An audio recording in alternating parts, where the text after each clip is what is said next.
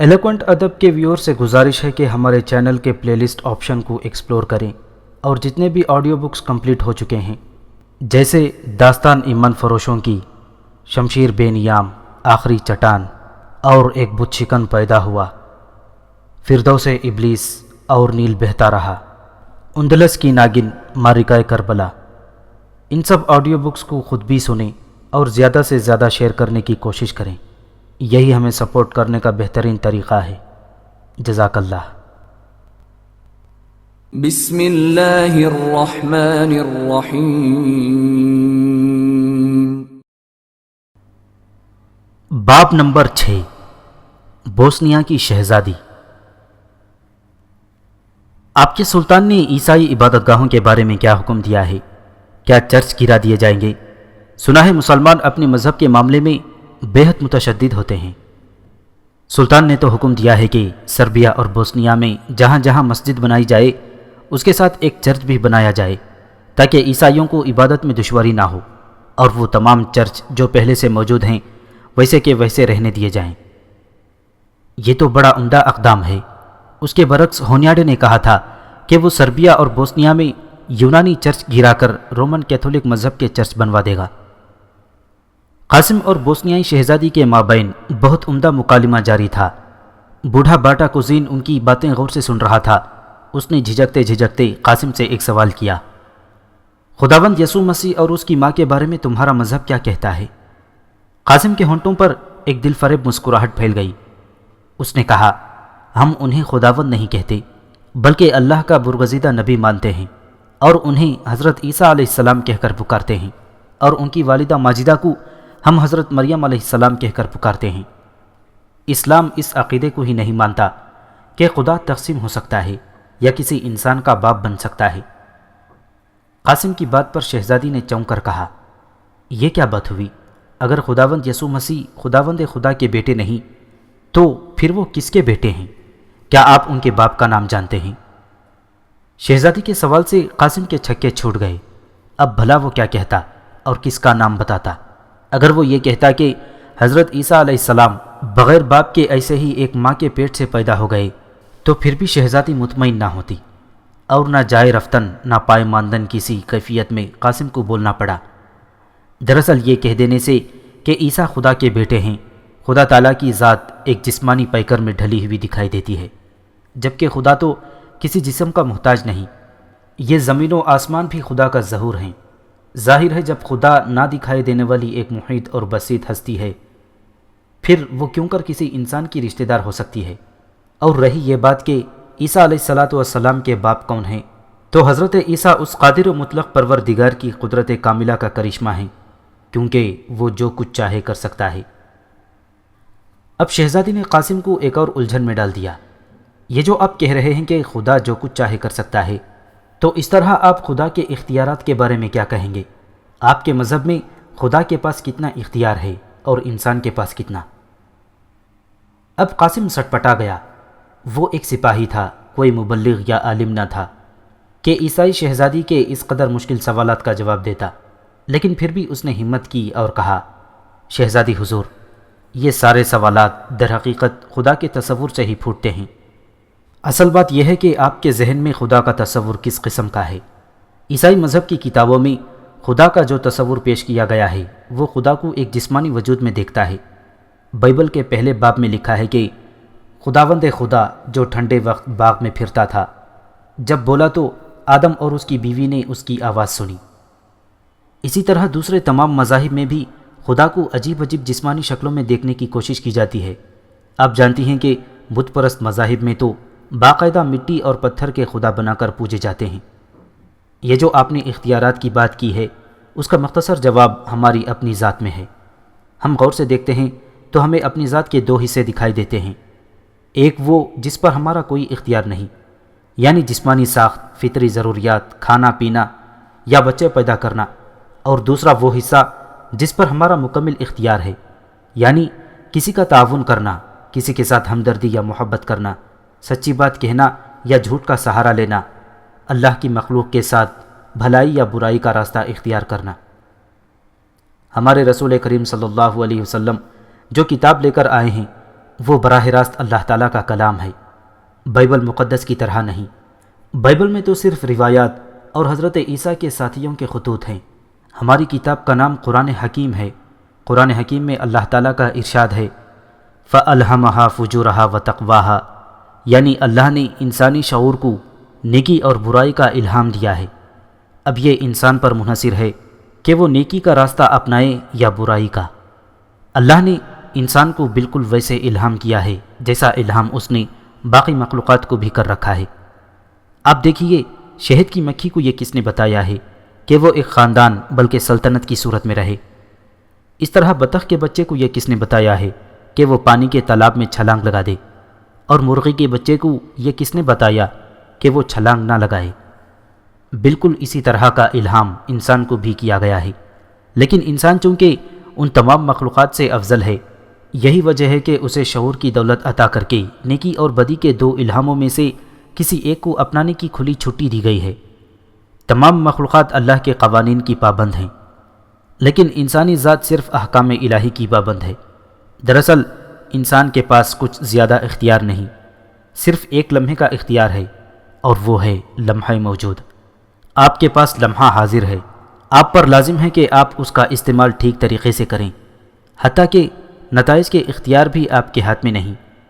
آپ اگر اپنے لمحے کا اختیار اس طرح کرتے ہیں کہ اپنے ہاتھ کو آگ میں ڈال دیتے ہیں تو لامحالہ آپ کا ہاتھ جل جائے گا۔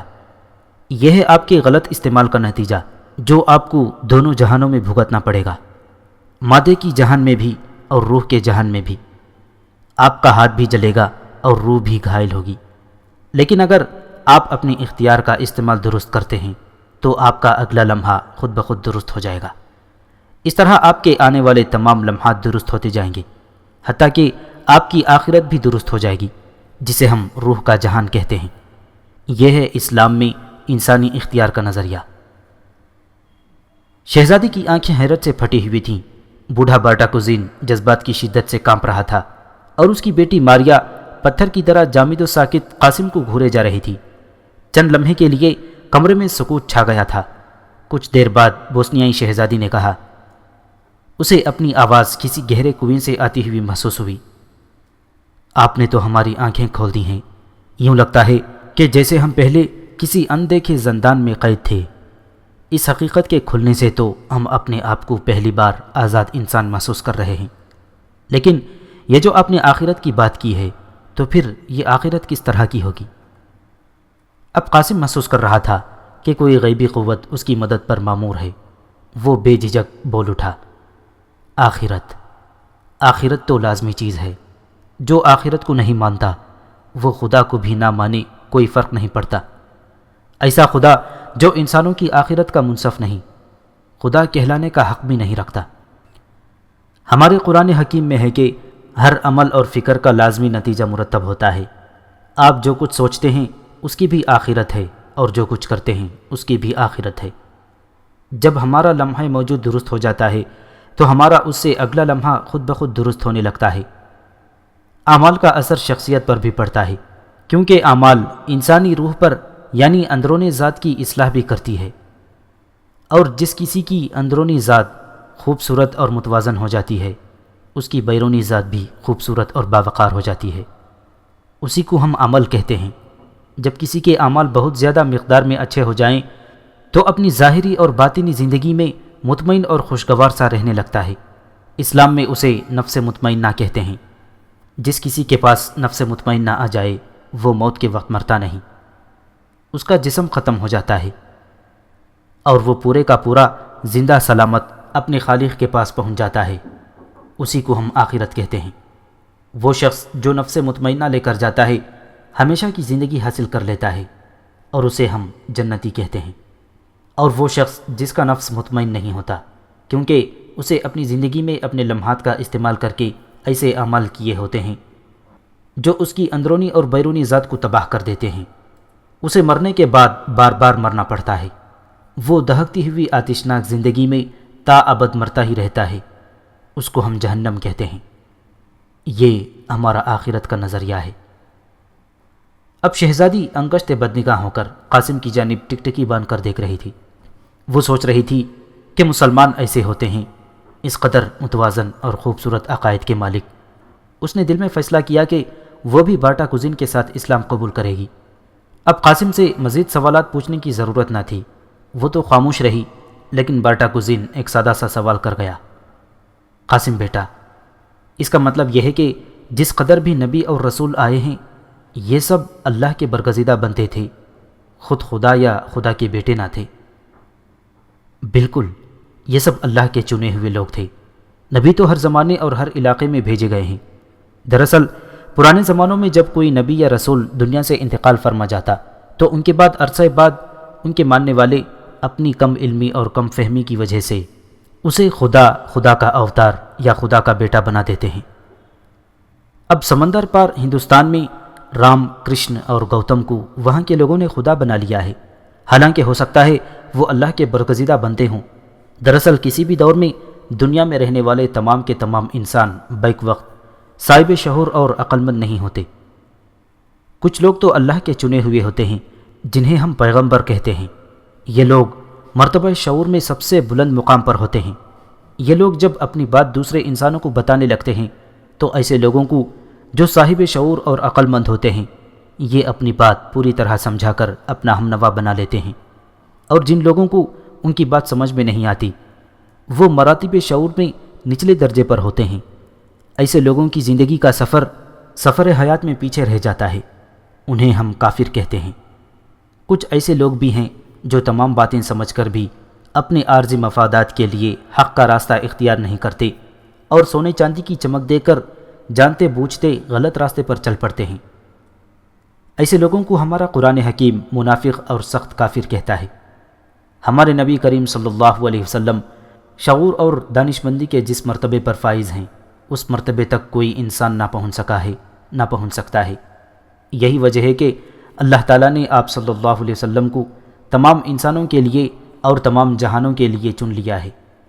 ہمارا عقیدہ ہے کہ اب کوئی نبی نہیں آئے گا، اور ہمارا یہ بھی عقیدہ ہے کہ ہمارے نبی صلی اللہ علیہ وسلم پر نازل ہونے والی کتاب قیامت تک سب انسانوں کے لیے ہدایت کی ایک آخری کتاب ہے۔ ہمارے مذہب میں کسی دوسرے مذہب کے لیے رتی برابر بھی تعصب نہیں ہوتا، جیسا کہ عیسائیوں کے دل میں ہمارے لیے ہے۔ ہم دنیا کے ہر انسان کو ایک امت کا فرد سمجھتے ہیں اور کسی انسان کو کسی دوسرے انسان کا غلام نہیں دیکھ سکتے۔ قاسم کا انداز گفتگو تینوں کے دل میں اتر گیا۔ انہیں قاسم کی باتیں ایک عام فہم گفتگو کی سی محسوس ہوئی۔ کچھ دیر بعد شہزادی نے انتہائی مرعوب لہجے میں کہا، معزز مہمان، میں نے دل سے فیصلہ کر لیا ہے کہ میں اپنا آبائی مذہب عیسائیت ترک کر کے آپ کا مذہب اسلام اختیار کروں گی۔ شہزادی کی بات ختم ہی ہوئی تھی کہ بارٹا کوزین بول اٹھا، چلو یہ تو اور بھی اچھا ہوا، اب آپ ہم سب کو مسلمان کر دیجئے۔ ہمیں بتائیے کہ ہمیں مسلمان ہونے کے لیے کیا کرنا پڑے گا؟ کیا ہمیں صلیب کی طرح کوئی چیز بھی لٹکانی پڑے گی یا کچھ اور؟ نہیں، آپ کو کچھ بھی نہیں کرنا پڑے گا۔ آپ کو صرف سچے دل سے پورے ہوش و حواس کے ساتھ اور پورے اخلاص کے ساتھ یہ تسلیم کرنا پڑے گا کہ اس عارضی زندگی کے دنیا کے سارے دھندے اس وقت تک بے مقصد ہیں جب تک کسی پائیدار زندگی کو حاصل کرنے کی تگ و دو ان میں شامل نہ ہو۔ آپ حیوانوں میں دیکھ لیجئے، ایک جانور جیتا ہے تو زندہ رہنے کے لیے۔ آپ دیکھتے ہیں کہ ایک بلی چوہے کو دبوچ لیتی ہے اور چوہا مر جاتا ہے، لیکن در حقیقت وہ اپنی باقی ماندہ نسل کو بقائے دائمی فراہم کر جاتا ہے۔ انسانوں میں شہید کی جو موت ہوتی ہے وہ پوری قوم کی حیات ہوتی ہے۔ ہم جانوروں میں دیکھتے ہیں، لیکن ہم انسان خود اس حقیقت پر یقین نہیں رکھتے۔ جانور تو محض اپنی اگلی نسل میں زندہ ہوتے ہیں، لیکن انسان کو جو زندگی مر کر ملتی ہے وہ صرف نسل کی بقا پر نہیں بلکہ ہر قسم کی مادی آلائشوں سے ماورا ایک خالص روحانی زندگی ہوتی ہے۔ مسلمان ہونے کے لیے اسی زندگی پر ایمان لانا ہوگا اور یہ بھی ماننا ہوگا کہ اس کا مالک صرف اللہ ہے اور وحدہ لا شریک ہے، اور ارض و سماوات کا اکلوتا اللہ۔ صرف اللہ کی اطاعت انسان پر فرض ہے، اور دنیا میں موجود باقی ہر چیز کا خوف دل سے دور کر کے اللہ سے ڈرنا ہے۔ آپ کو صرف چند کلمات ادا کرنے ہوں گے۔ اگر آپ کا ایمان ان حقائق پر قائم ہو چکا ہے تو چلیے میں آپ کو کلمہ پڑھا دیتا ہوں۔ کلمہ پڑھنے کے بعد آپ ظاہری طور پر بھی مسلمان ہو جائیں گے۔ قاسم نے بوسنیائی شہزادی ماریا اور بوڑھے بارٹا کوزین کو کلمہ طیبہ پڑھایا لا الہ الا اللہ محمد الرسول اللہ صلی اللہ علیہ وسلم، اور پھر اس خیال سے ان کے لیے اسلامی نام بھی تجویز کر دیے تاکہ بوسنیا میں ان کی انفرادیت اسلامی ناموں کی وجہ سے قائم ہو سکے۔ قاسم نے بارٹا کوزین کے لیے عباس، بوسنیائی شہزادی کے لیے حمیرہ اور ماریا کے لیے مریم نام تجویز کر دیے۔ تینوں نو مسلم بے حد خوش تھے۔ قاسم ان کے ساتھ دیر تک اسلامی اعمال و فرائض پر، روزہ، حج، زکوٰۃ اور جہاد کے موضوعوں پر باتیں کرتا رہا اور انہیں دیر تک اسلامی فرائض ادا کرنے کے طریقے سمجھاتا رہا۔ کسی کو پتہ بھی نہ چلا اور رات گزر گئی۔ قاسم نے نماز فجر باجماعت ادا کروائی اور اس کے حلق سے قرآن کریم کی شیریں تلاوت سن کر تینوں نو مسلم وجد میں آ کر رونے لگے۔ صبح دن چڑھے قاسم لشکرگاہ لوٹا اور اپنے خیمے میں آ کر سو گیا۔ سلطان مراد خان ثانی چند روز بوسنیا میں مقیم رہا اور پھر لشکر کا پڑاؤ اٹھا لیا۔ اب وہ واپس دارالسلطنت ادرنا کی جانب کوچ کر رہا تھا۔ اس دوران قاسم نے سلطان سے البانیہ جانے کی اجازت لینا چاہی تھی، لیکن سلطان نے انکار کر دیا تھا اور کہا تھا، قاسم بن حشام، یہ وقت نہیں کہ تمہیں دارالسلطنت یا لشکر سے دور بھیج دیا جائے۔ ہم پے در پے یلغاروں سے فارغ ہوئے ہیں اور ابھی حالات کے بارے میں کچھ نہیں کہا جا سکتا۔ ہونیاڈے ابھی زندہ ہے اور اس کے پرچم تلے ابھی ہنگری کی پوری فوج موجود ہے۔ ہم ہونیاڈے کو بھی ضرور سبق سکھائیں گے، لیکن ابھی ہم اپنے تھکے ہوئے لشکر کو واپس دارالسلطنت لے جانا چاہتے ہیں۔ تم ہمارے ساتھ ادرنا چلو، وہاں سے ہم تمہیں البانیہ جانے کی اجازت دے دیں گے۔ چنانچہ قاسم کو بھی لشکر کے ہمراہ ادرنا کی طرف لوٹنا پڑا۔ ابھی سلطانی لشکر ادرنا پہنچا بھی نہ ہوگا کہ ادھر بوسنیا میں ایک دن بوسنیائی شہزادی جو اب حمیرہ تھی، اچانک اعلان کیا کہ وہ بوسنیا میں رہنے کے بجائے اسلامی سلطنت ادرنا جانا چاہتی ہے۔ حمیرہ اکیلی تھی، اس کے والدین اور دوسرے رشتہ دار جنگ میں کام آ گئے تھے یا پھر دور دراز کے علاقوں میں فرار ہو چکے تھے۔ بوسنیا کے شاہی خاندان کا خاتمہ ہو چکا تھا اور عباس کے سوا کوئی اس کا پرسان حال نہ تھا۔ یہی وجہ تھی کہ اس نے ایک اسلامی شہر میں جا کر زندگی بسر کرنے کا فیصلہ کیا۔ اس کی بات عباس اور مریم نے سنی تو وہ بھی اس کے ہمراہ چلنے کے لیے تیار ہو گئی۔ چنانچہ ان تین افراد پر مشتمل یہ قافلہ بھی لشکر کے 23ویں روز ادرنا کی جانب چل کھڑا ہوا۔ سلطانی لشکر باغیوں کو سزائیں دے کر اور حدود سلطنت کو پہلے سے زیادہ وسیع اور منظم کر کے دوبارہ ادرنا پہنچ گیا۔ قاسم میدان جنگ سے کامیاب و کامران لوٹا تھا۔ اس کی زبانی جنگ کے واقعات سن کر اس کے اہل خانہ باغ باغ ہو گئے۔ اس کے بھائی طاہر نے اس کا ماتھا چوما، اس کے والدین نے اسے سینے سے لگا لیا اور اس کے بھتیجوں نے خوب شور مچا کر آسمان سر پر اٹھا لیا۔ لیکن اس کے دل میں ابھی ایک کسک تھی جو اسے کسی پل چین نہیں لینے دیتی تھی، اور وہ تھی گمشدہ مارسی کی یاد۔ اس نے مارسی کے ساتھ سدا ایک رہنے کے عہد و پیمان کیے تھے، اور مارسی کے بغیر اسے یوں لگتا تھا جیسے ساری کی ساری دنیا ویران پڑی ہے۔ بالآخر لشکر کے واپسی سے تیسرے روز اس نے سلطان سے مل کر اجازت لینے کا فیصلہ کیا اور روانگی کی تیاری کرنے لگا۔ وہ چاہتا تھا کہ اجازت ملتے ہی ذرا سی دیر کیے بغیر وہ البانیہ کی جانب روانہ ہو سکے۔ وہ سحپہر کے بعد گھر سے نکلا تاکہ بعد از نماز مغرب سلطان کو اس کے محل میں مل سکے۔ وہ اپنے مخصوص گھوڑے پر سوار ادرنا کے بڑے بازار سے گزر رہا تھا اور دل ہی دل میں یہ دعا کر رہا تھا کہ سلطان اسے فی الفور البانیہ جانے کی اجازت دے دے۔ جب سے سلطانی لشکر واپس لوٹا تھا، ادرنا کے بازاروں میں بھیڑ بڑھ گئی تھی۔ عیسائی لشکر سے چھینا گیا مال غنیمت، اناج، گھوڑے، تلواریں، لباس اور نہ جانے کیا کیا ادرنا کے بازاروں میں فروخت ہو رہا تھا۔ لیکن قاسم ہر چیز سے بے نیاز مارسی کے بارے میں سوچتا بازار میں گزرتا چلا جا رہا تھا۔ اچانک اسے ایک چوک پر پوری قوت کے ساتھ اپنے گھوڑے کی لگامیں کھینچ لینی پڑی۔ اس کی آنکھیں حیرت سے ابل پڑیں اور منہ کھلے کا کھلا رہ گیا۔ اس کے سامنے مارتھا کی ادھیڑ عمر خادمہ کھڑی تھی، وہی خادمہ جو مارتھا کے قتل کی چشمدید گواہ تھی۔ ادھیڑ عمر خادمہ زندہ بچ گئی تھی۔ اس کے گھر سے بے گھر ہونے کے بعد اب تک وہ ماری ماری پھر رہی تھی۔ لوگ اسے بھکاری سمجھ کر کھانے پینے کو کچھ دے دیتے اور وہ جامع مسجد کے دروازے پر سوتی رہتی۔ قاسم نے اسے پہچان لیا۔ اس نے ادھیڑ عمر خادمہ کو دیکھا تو وہ کود کر گھوڑے سے نیچے اتر آیا اور تیز تیز قدم اٹھاتا ہوا ایک خوانچہ فروش کے نزدیک کھڑی مفلوک الحال خادمہ کے پاس پہنچ گیا۔ پہلے کچھ دیر تو خادمہ قاسم کو پہچان ہی نہ سکی، اور پھر جو ہی اس کی آنکھوں میں شناسائی کی چمک نظر آئی، وہ چیخ مار کر قاسم کے قدموں میں گر پڑی۔ اب وہ باقاعدہ رو رہی تھی۔ قاسم نے سرے بازار خود کو تماشا بنتے دیکھا اور خادمہ کو شانوں سے پکڑ کر اٹھا لیا۔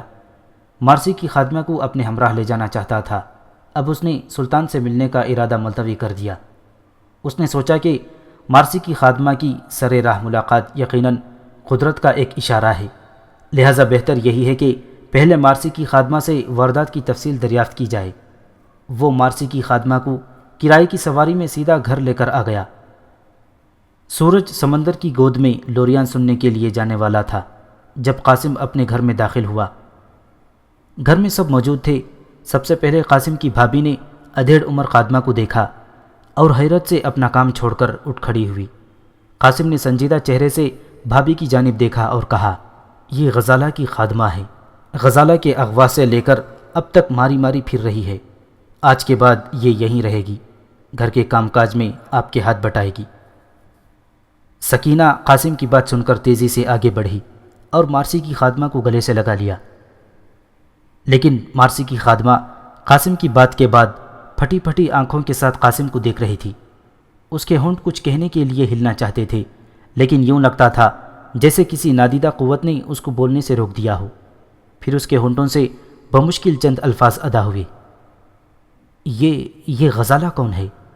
کیا آپ مارسی بی بی کو غزالہ کہتے ہیں؟ اگر آپ سمجھتے ہیں کہ مارسی بی بی اغوا ہوئی ہیں تو آپ کو بہت بڑی غلط فہمی ہے۔ اتنا کہہ کر خادمہ خاموش ہو گئی اور قاسم کے پیروں تلے سے زمین نکل گئی۔ تو کیا مارسی اغوا نہیں ہوئی؟ اگر وہ اغوا نہیں ہوئی تو وہ کہاں گئی؟ قاسم کا دل زور زور سے دھڑکنے لگا۔ وہ دل ہی دل میں بڑی تیزی کے ساتھ دعائیں مانگنے لگا کہ کاش مارسی خیریت سے ہو، لیکن خادمہ کی بات سے اس کا رنگ فق ہو چکا تھا۔ اسے محسوس ہو رہا تھا کہ خادمہ کوئی بری خبر سنانے والی ہے۔ اس نے ہمت کر کے پوچھا، کیا مطلب؟ تم کیا کہنا چاہتی ہو؟ مارسی اغوا نہیں ہوئی تو کہاں گئی ہے؟ لیکن خادمہ قاسم کو جواب دینے کے بجائے دھاڑے مار مار کر رونے لگی۔ خادمہ کی دھاڑیں سن کر قاسم کا باپ حشام، اس کا بھائی، اس کی ماں، حتیٰ کہ اس کے ننھے بھتیجے بھی جمع ہو گئے۔ خادمہ ہچکیاں لے لے کر رو رہی تھی۔ سب گھر والوں نے مل کر اسے بمشکل چپ کروایا اور مارسی کے بارے میں دریافت کیا۔ خادمہ نے ہچکیوں بھری آواز میں کہا، مارسی بی بی بھی اپنی ماں کے ساتھ چلی گئی ہے۔ یہ جھوٹ ہے۔ اگر ایسی بات ہے تو اس کی ماں کی اکیلی نعش کیوں ملی ہے؟ قاسم کے بھائی نے جذباتی ہو کر پوچھا۔ خود قاسم تو گمسم کھڑا تھا۔ قاسم کی ماں اور بھابھی نے طاہر کی بات دہرائی۔ تب خادمہ نے کہا، میں نے خود اپنی آنکھوں سے دیکھا ہے۔ مارسی بی بی نے اپنی ماں کے قتل کے بعد حملہ آوروں کا خوب ڈٹ کر مقابلہ کیا تھا، اور پھر جب تھک گئیں تو اپنی آبرو بچانے کے لیے اپنی تلوار اپنے پیٹ میں گھونپ لی۔ میں نے اپنی آنکھوں سے دیکھا کہ مارسی بی بی کے لہو سے ان کا پورا جسم لت پت ہو رہا تھا، اور وہ آخری ہچکی لے کر اپنی ماں کے پاس چلی گئی تھی۔ پھر ابو جعفر اور اس کے ساتھی نے مارسی بی بی کی نعش کو اٹھایا اور اپنے ساتھ لے گئے تھے۔ باہر ان کا ایک ساتھی بھی موجود تھا۔ میں نے یہ سارا سانحہ اپنی آنکھوں سے دیکھا ہے۔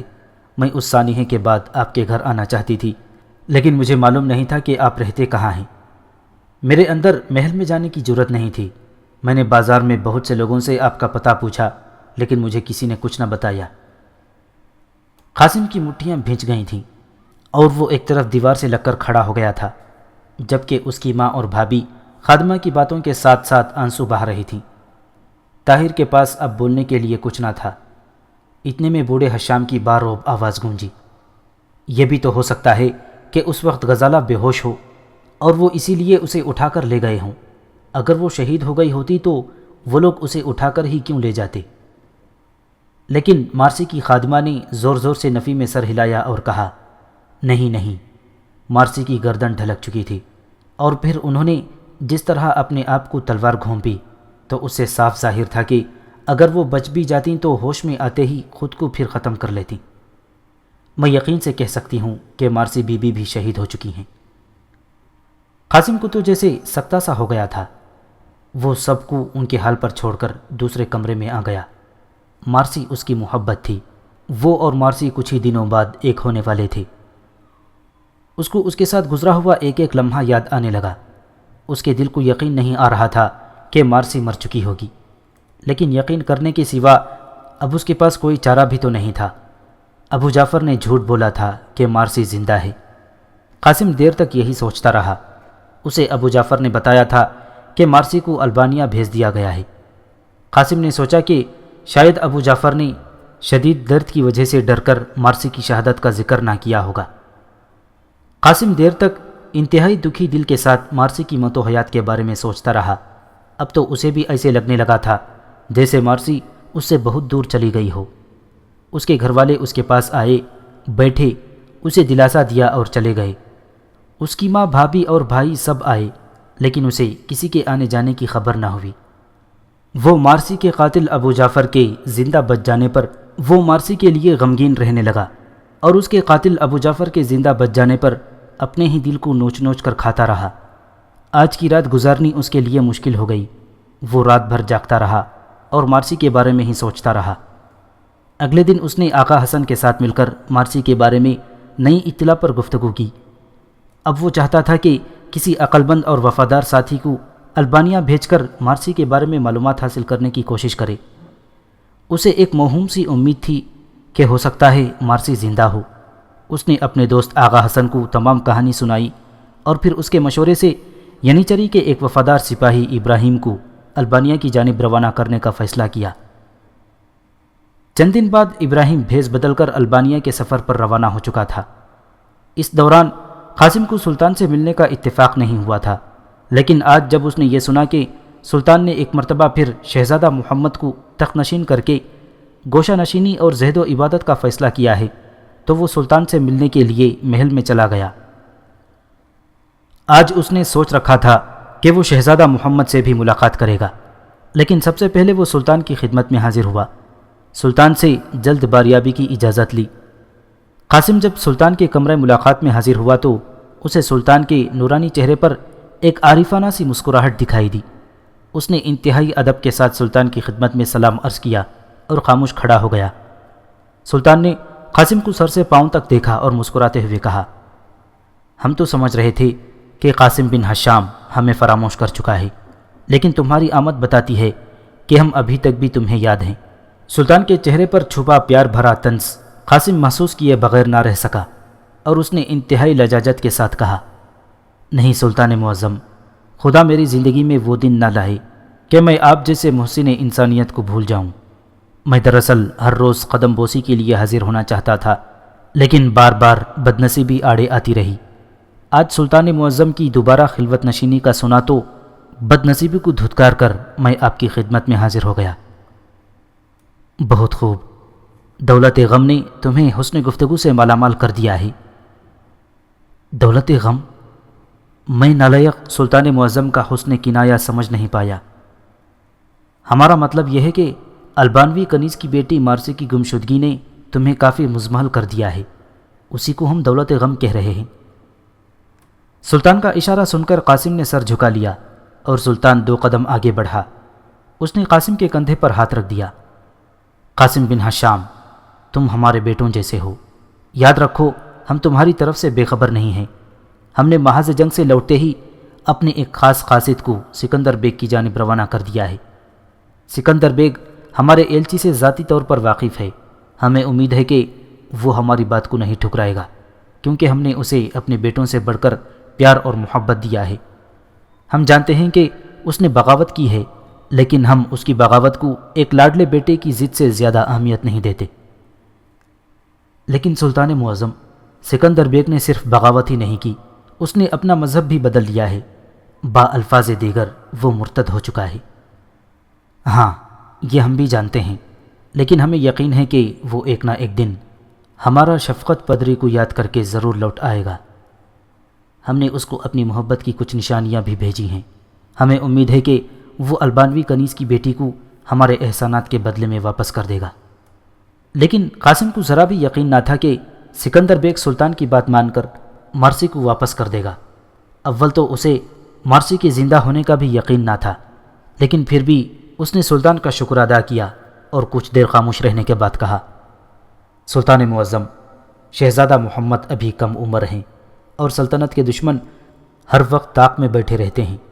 میں سلطان معظم کی خدمت میں اس لیے حاضر ہوا تھا کہ پاسبان ملت کی توجہ ینیچری کے سپاہیوں کی طرف مبذول کراؤں جو گزشتہ کئی دنوں سے پھر تنخواہوں کی کمی پر تذکرہ لے بیٹھے ہیں۔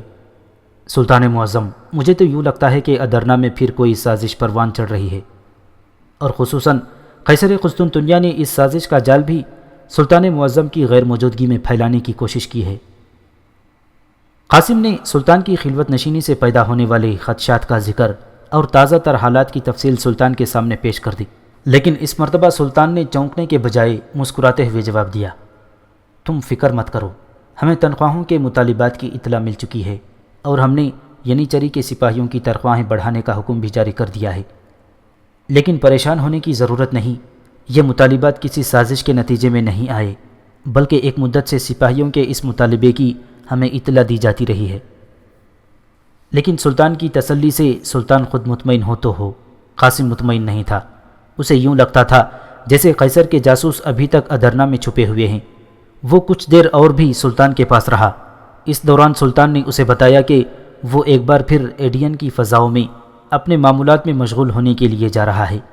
یہ سلطان کا فیصلہ تھا اور قاسم اسے روکنے کے لیے کچھ نہ کر سکتا تھا۔ چنانچہ وہ چپ رہا۔ واپسی پر قاسم شہزادہ محمد سے بھی ملا اور باقی کا تمام دن وہ تقریباً اس کے ساتھ رہا۔ چند دن بعد سلطان ایڈین کی خانقاہ میں جا چکا تھا اور شہزادہ محمد ایک مرتبہ پھر سلطان محمد خان بن کر تخت حکومت پر جلوہ افروز تھا۔ ادرنا میں خوب چہل پہل تھی۔ نئے سلطان کی تخت نشینی کے موقع پر جشن تاج پوشی کا بھی اہتمام کیا گیا تھا۔ گزشتہ فتوحات نے سلطنت عثمانیہ کے باشندوں کو پھر سے باغ و بہار کر دیا تھا۔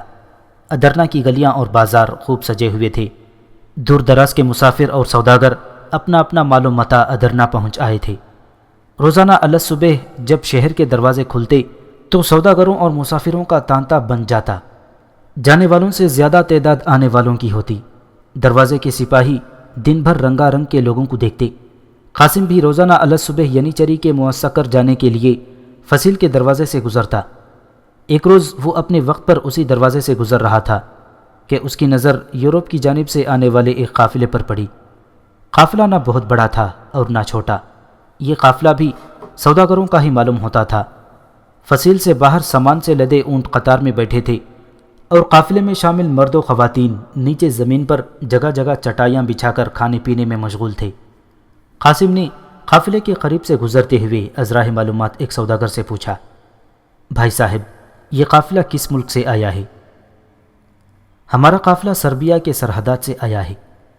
قاسم نے رکے بغیر یہ سوال کیا تھا اور پھر اپنے گھوڑے کی لگامیں ڈھیلی چھوڑ دی، لیکن سربیائی سرحدات کا ذکر سنتے ہی نہ جانے کیوں اس کے ذہن میں بوسنیائی شہزادی کی تصویر گھومنے لگی۔ قاسم کا گھوڑا اپنی رفتار سے دوڑتا ہوا معسکر کی جانب اڑتا چلا جا رہا تھا۔ سربیائی سرحدات سے آنے والا قافلہ ادرنا پہنچتے ہی منتشر ہونے لگا تھا۔